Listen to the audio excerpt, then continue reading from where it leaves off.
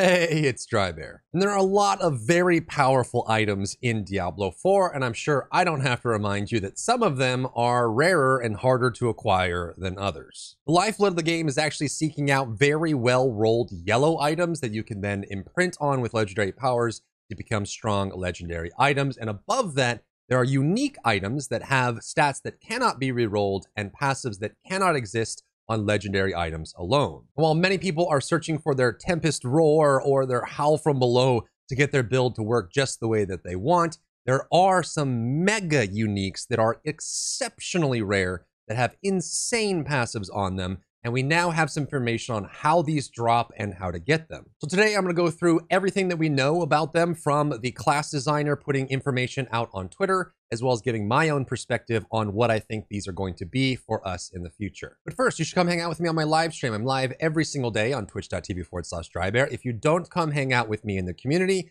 the next time you're at an event or you're out getting takeout and you order a drink and it comes in a styrofoam cup, you're going to accidentally pierce the styrofoam cup and make a hole in it. But it's going to be such a minor hole that as long as you're paying attention to it, it will never leak. But then while you're consuming your drink, you're going to have to be mentally aware of that hole, wondering if it's going to leak or not. All right, so let's jump into the Twitter post from Adam Jackson from yesterday. This is a pretty huge revelation for us in general. And if you're wondering how to get specific uniques, I'll just give it to you straight. There's no specific way to farm them automatically through a specific dungeon location. They drop from everywhere. But the fact that we have these conditions here tells us a little bit more about how the unique system works in the game. So what Adam tells us is that the uniques in the game, the ones that we're looking at here that are super rare, have a minimum item level of 85 enemies, which means that you have to be facing level 85 enemies or above for these to even have a chance to drop. That includes the Doombringer, which gives shadow damage to enemies and reduces damage done on a weapon, which is incredibly strong. It also has percent max life at a high value, going up to 26%. These always drop at item level 820. The Grandfather, which gives up to 100% crit damage on a weapon, plus additional stats like flat max life that goes up to almost 3,000 unupgraded. We also have the Ring of Starless Skies. I've been looking for this one for so long, haven't been able to find it. This makes it so that when you use core skills consecutively, they cost less and less and less, up to a max of 40%. Unlike Mother's Embrace, where you have to hit 5 or more targets, this one can be used on single target, which makes it super good. It also has crit damage, core skill damage, crit chance, and lucky chance on it, which makes it an exceptional ring for a lot of builds. And Dariel's Visage, which is a little bit more niche than some of the other ones, but could be really good for like Necros or Rogues that want to use this effect here, but it has a attack speed, life steal, which I don't think we've ever seen this on any item in the entire game. We usually have chance to heal on lucky hit, and we have life on kill. We don't really have life steal as an option for items, which makes this item specifically very, very unique and very powerful to have 2% life steal on it. It also has a lucky hit chance to cause a poison nova, which has a really high base damage on it. I mean, this has item level 820. It looks like that's a flat value there, and then the percentage of chance to trigger the poison nova is what varies based on the drop. But specifically, lifesteal makes Endariel's Visage insanely, insanely strong. And the last two that we know of are the Harlequin Crest, also referred to as the Shaco. This gives max life, cooldown reduction, resource generation, all stats. It also gives +4 ranks to all skills in your entire skill tree and up to 20% damage reduction. That is massive. I mean, obviously you could put like might, aspect of might on your helm, which is still going to be 20% damage reduction. You can match max life, cooldown, and all stats. You can get close to this kind of item, but not damage reduction +4 ranks to all skills on this, which means that you could actually potentially save skill points and get passives because your skills will be automatically leveled up as long as you're wearing this helm. So Shaco or Harlequin Crest, incredibly powerful. And another one that I've been really dying to try out, but hasn't really dropped, the Melted Heart of Selig. This one gives core skill damage, damage while healthy, resource generation, not anything special for an amulet, but you gain max resource, and when you take damage, you drain resource for every 1% of life you would have lost instead. So instead of taking damage, you can use your resource pool as an extra amount of health, like a separate barrier that you use before you take damage, which makes this an incredible amulet for builds that don't really use their resource for their damage output. So all of these items are insanely good. Adam tells us that they can drop from enemies at level 85 or higher. So if you haven't reached a point where you're fighting enemies 85 or higher, then you definitely want to work towards that, because that is where that's going to be. That's going to be a level of 31 in Nightmare Dungeons, or Outer World of 85 or 83 for Helltide in order to get these to drop.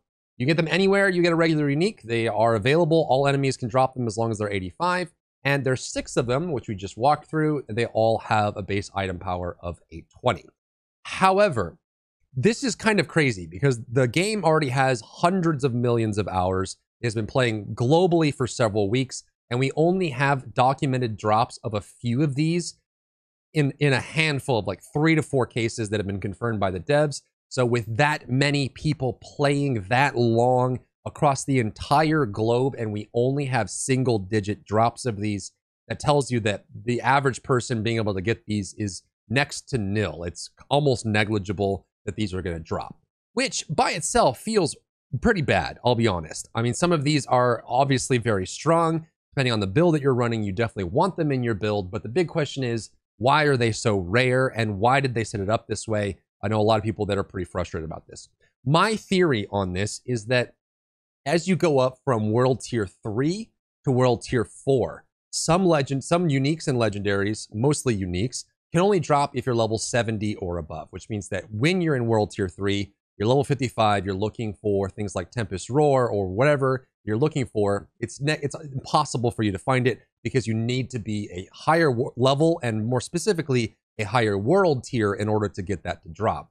I have a feeling that since they've said that they've planned out the next 2 expansions, they already have their .1 patch for Season 1, they already have their .2 branch going for Season 2, they have all this content planned for a year plus for the game, plus additional expansions. I have a feeling that these items exist for World Tier 5 and above, and just like the ones that were almost impossible to get in World Tier 3 or below level 70, this is the same thing here for level 85, and that, yes, we are passing level 85, yes, we're in World Tier 4, and people are level 100. I think these are actually meant to be dropped and earned in higher difficulties that don't exist in the game now. Otherwise, it's actually just ridiculous for the level of drop here to exist the way that it does. So that's my theory. I think that would make it at least reasonable and understandable. People want to hunt these down and want to get them, and as they add in more difficulties and more content in the game, these should become more accessible, and hopefully there's even more uniques that are even higher above that World Tier 5 or even above in Season 1, Season 2 that we can look forward to making our build here. They have also mentioned sets as a thing previously before launch and briefly before. We don't know if they're actually going to do it. They've even mentioned legendary gems. So there's other things going on that we don't know about yet. So I would temper your expectations for these items. They are amazing. They're incredible. And yes, you can get them to drop in World Tier 4, level 85 and above, but your chances of getting them is pretty dang low. So just to set that expectation there. Obviously, all of these are here. It is also rumored, by the way, that every class can use these. So even in the case of Two-Headed Sword, if there's a class that can't use Two-Headed Swords, they should still be able to use the Grandfather. If you can't use a sword, you should still be able to use the Doombringer, things like that. So for these specifically, you should be, everyone should be able to equip these. I believe these mega uniques are part of that. But that at least is my theory on where things are going. And if you're wondering how to get these, or you're grinding out for the extra crit damage from Grandfather, or you want the shadow damage from Doombringer, there's some really cool necro builds we can make with this in general. Just be aware that these are very hard to get, but they are actually in the game. So that's what I got for you today. Come by my live stream if you have any feelings or thoughts on this one. I'd be happy to chat with you. If you enjoyed yourself today, leave a like down below. You can support me and my work on Patreon and view Patreon exclusive content, link in the description. Thank you so much for tuning in, and I'll see you in the next one.